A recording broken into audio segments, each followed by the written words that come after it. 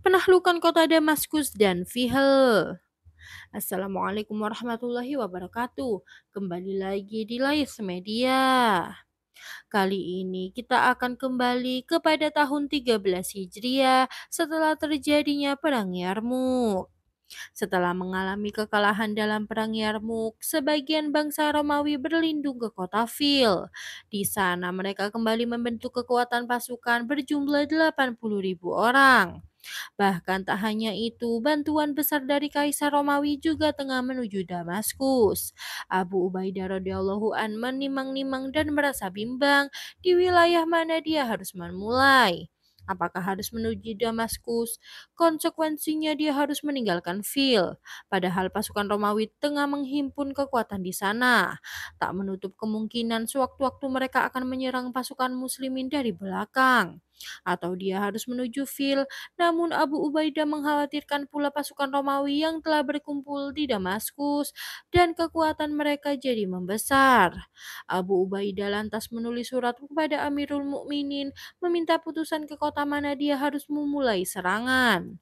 Umar lalu menjawab surat Abu Ubaidah yang isinya, kirimlah satu ekspedisi pasukan ke Fil untuk menyibukkan pasukan yang tengah bermarkas di sana. Sedang engkau pergilah ke Damaskus, karena kota itu merupakan benteng wilayah Syam dan istana raja mereka. Abu Ubaidah lalu mengirimkan satu ekspedisi militer untuk mengepung kota Fil. Ia juga mengirimkan divisi pasukan lain untuk bersiaga di daerah antara Hims dan Damaskus yang bertugas menjaga bantuan dari kota itu. Divisi ketiga ditempatkan di antara Damaskus dan Palestina, sedang Abu Ubaidah bersama yang lain beserta Khalid bin Walid menuju Damaskus setelah lebih dulu menuju Amr ibnu As sebagai wakilnya di Palestina dan Yordania. Khalid bin Walid memimpin pasukan inti yang berada di tengah, sedang yang memimpin pasukan kavaleri berkuda adalah Iyad ibnu Ghanim. Dan prajurit yang berjalan kaki Syurahbil ibnu Hasanah, mereka maju semua ke kota Damaskus yang kala itu dipimpin Nastas ibnu Nastus. Khalid bin Walid langsung menggelar serangan ke pintu kota sebelah timur, Abu Ubaidah ke pintu utama, Yazid ibnu Abi Sufyan ke pintu utama yang lebih kecil, sedang Amr ibnu Aish dan Surabil ibnu Hasanah ke beberapa pintu kota yang lain. Mereka memasang meriam pelontar batu untuk mengepung kota itu dengan ketat. Abu Ubaidah memiliki rencana menutup semua pintu menuju Damaskus hingga musuh yang posisinya di luar kota tak mungkin mengirim bantuan ke dalam. Blokade jalur kota ini berlangsung selama 70 malam. Bahkan menurut riwayat lain lebih dari itu. Penduduk Damaskus mengirimkan surat kepada kaisar mereka, Heraklius, untuk meminta bantuan. Namun bantuan itu tak mungkin sampai sebab Abu Ubaidah telah menyebarkan pasukannya di berbagai penjuru. Sedang Khalid bin Walid mengepung kota sepanjang malam. Suatu malam Khalid mendengar ada suara keramaian. Khalid mengirim mata-mata untuk mencari informasi tentang pusat keramaian itu. Khalid tidak lengah sedikit pun tentang kondisi musuh. Ternyata sedang ada perayaan kelahiran anak seorang bangsawan. Pasukan Romawi merayakannya dengan pesta minum-minuman keras hingga mereka mabuk.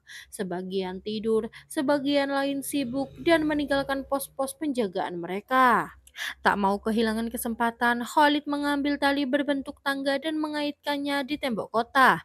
Ia dan pasukannya dari kelompok pasukan berani mati seperti Koko ibnu Amr, Mansur ibnu Adi, serta pahlawan lain menaiki tangga tali itu.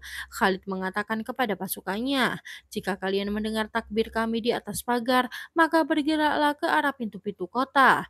Ketika Khalid dan sahabatnya berada di atas pagar, mereka melemparkan tali dan mengaitkan ujungnya di atas. Mereka memastikan bagian bawahnya berada di luar parit yang mengitari pagar kota itu. Banyak pasukan kaum muslimin yang menaiki tangga tali tersebut. Ketika sampai di atas pagar, mereka bertakbir dan pasukan yang ada di belakang menyahut takbir itu. Mereka merengsek ke arah pintu dan menghilangkan nyawa musuh yang ada di sana sampai pintu berhasil dibuka. Sambil bertakbir, mereka memasuki kota. Suara takbir kaum muslimin mengagetkan penduduk. Mereka sadar dari mabuknya, namun masih dalam keadaan sempoyongan dan tak bisa melakukan apa-apa. Khalid dan pasukannya berhasil menduduki pintu timur Damaskus. Saat orang-orang Persia terdesak dan tidak bisa melakukan apa-apa, mereka segera mengajukan permohonan damai kepada Abu Ubaidah. Akhirnya pasukan Islam masuk dari pintu-pintu lain dengan damai. Pasukan Islam yang baru tiba ini tidak mengetahui apa yang dilakukan Khalid yang menduduki kota dengan paksa. Mereka lalu bertemu di pusat kota dan mendapati Khalid menghilangkan nyawa orang-orang yang ia temui di dalam kota. Kaum muslimin pun berkata, "Kita telah memberikan jaminan keamanan kepada mereka." Khalid menukas, "Aku menduduki kota ini dengan perang." Setelah didiskusikan, kaum muslimin bersepakat menjadikan sebagian kota dikuasai secara damai dan sebagian lagi secara perang.